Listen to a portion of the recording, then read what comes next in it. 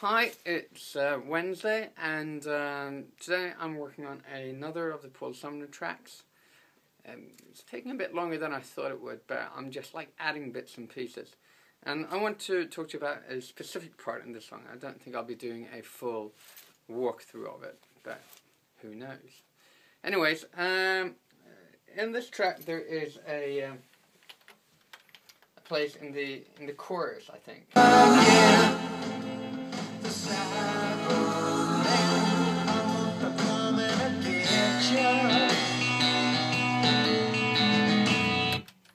Where it has that, it's one chord that's just like sustained throughout that section, and to me, I become a bit nervous about that. And it's very common for that to happen. And if you listen to a lot of songs, the last chord of a chorus is generally twice as long.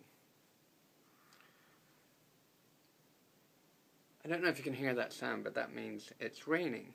Anyways, so my initial idea was, how can I make that chord more exciting? How can it make it more different? Because now it's also, the dynamic of it is really, it just stands there, which we don't like, of course. We want it to move, we want it to have a kind of,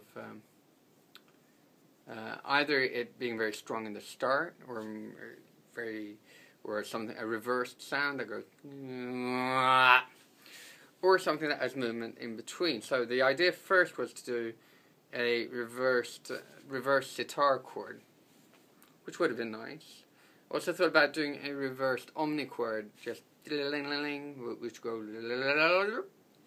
But then I started thinking about, because a lot of stuff in Paul's material is very, it's got good roots, and it's got really good stylistic pedigree, if you like. So there's a lot of references to the Beatles and very British bands, and a lot of 60s and 70s bands. So I felt that, well, maybe I should take it in another direction. So what I did was, and now you're listening to the final thing here. So there's been a couple of steps in between, but I'll try and walk you through it. And the last word that he's singing,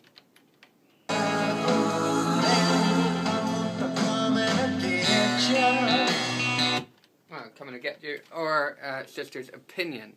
So I kind of cheated and just took one word. I took the word opinion, and I recorded, instead of taking an instrument, because a lot of times you do that in the studio, which it makes perfect sense because they're fun and all of that. But there's one instrument that is so easy to use, that and also the instrument that you control absolutely best, more than anyone else in the world. You control this instrument, and that is your voice. So I've done it a couple of times. I did it on the Blanc album, where I had this idea for a rhythm, and the band was mumbling around, probably recording organs or something. And I took out a Casio sampler, and I just sang the rhythm into the Casio sampler, plugged the Casio sampler through a distortion pedal into an analog filter, and we're like boom, boom, boom, boom. And you put that through the distortion and the filter, and it sounds great. It's like the coolest drum kit you've ever heard. So in this section, I thought, instead of doing it with a guitar or an organ or a mellotron chord, I just sampled my voice into the Kaoss pad and did a little cut-up thing. And it sounds,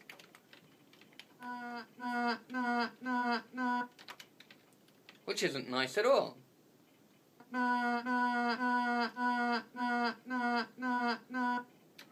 And also, what I did was that and I let them be. I had the hold button in the Kaoss pad. This is a Kaoss pad, by the way, and I used the old one, the first one, because I like the fact that it's so simple and so snappy to use. Anyways, so I got that one, and I had them in hold because there's time stretching and stuff going on. Sorry about this. So I do 2 takes of it, and I let them go randomly because I want that movement to be happening.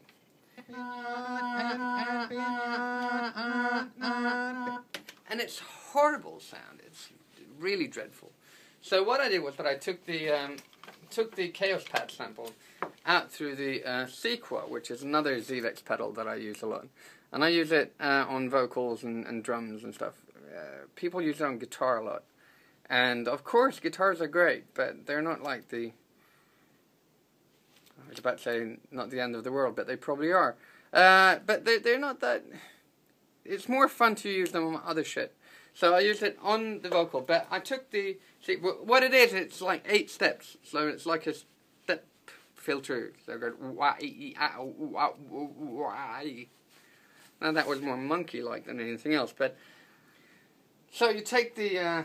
I took both of the Kaoss pad thingies, and I put them through the Sequa into a delay. And so I sort of like cut it up and then smear it out again. So I've cut it up twice, and then it goes through the Sequa, who cuts it up again, and in the delay it like gels it all back together. And then I take those 3 and I flip them backwards. Makes perfect sense. And there you go. This is the Sequa delay version.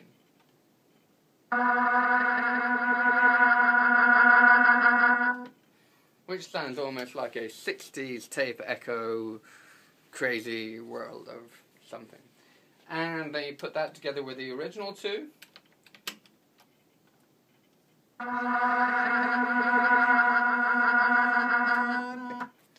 And they put it together with the music, which is the only thing that counts.